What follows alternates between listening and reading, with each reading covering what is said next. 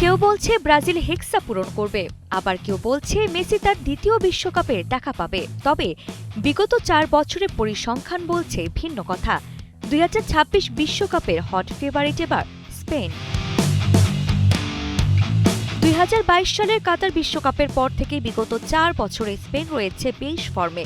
২০২২-২৩ UEFA Nations league, euro ২০২৪ এবং Paris ২০২৪ অলিম্পিকের football tournament জিতেছে। ইউরোপীয় বাছাই পর্বে তারা নিজেদের গ্রুপে অপরাজিত থেকে সহজেই পরবর্তী পর্বে উত্তীর্ণ হয়। ফিফার বিশ্ব র্যাঙ্কিংয়ে লা রোসা দ্বিতীয় স্থানে রয়েছে।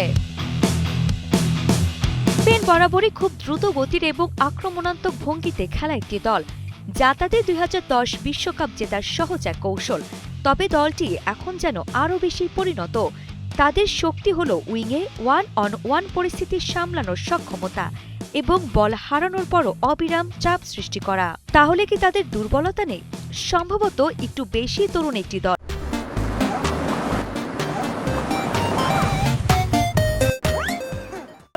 সতর্ক থাকতে হবে, কেননা আক্রমণে অতিরিক্ত মনোযোগ দেওয়ার কারণে রক্ষণভাগ অরক্ষিত হয়ে পড়তে পারে।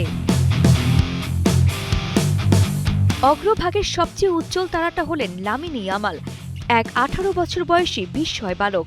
পায়ের কারুকার্য কিংবা অল্প বয়সে বড়দের রেকর্ড ভাঙার সব মিলিয়ে বার্সার এ তারকা ইতিমধ্যেই কিংবদন্তি লিওনেল মেসির উত্তরসূরি হিসেবে বিবেচিত হতে শুরু করেছেন।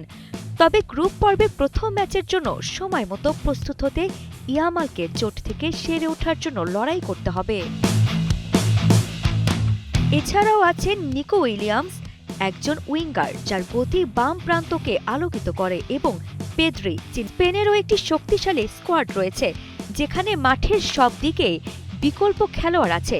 যদিও বার্সার তারকা ফার্মিন লোপেজ ১৭ মে পায়ে ফ্র্যাকচারের কারণে বিশ্বকাপ খেলতে পারবেন না।